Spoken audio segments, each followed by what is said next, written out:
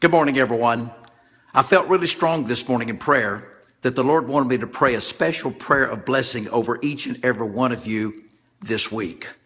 Some things may come up this week, and I think you'll need this prayer. So would you come into agreement with me now and say amen and share this prayer when we finish? Father, in the name of Jesus, we come to you because your name is the name above all names.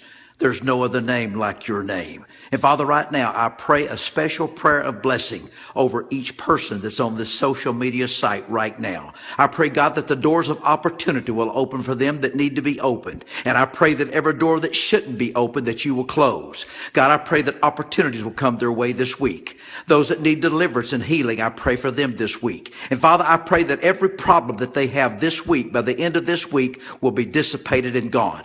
Now, Father, you asked me to pray this prayer of blessing, so we bless them now in the mighty name of Jesus.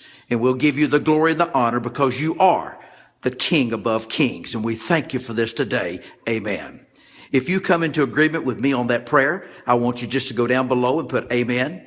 And I want you to share this with somebody because you're testifying that this is coming your way. Remember, testify that it's on your way. I decree and declare right now that a miracle is coming your way this week. Amen.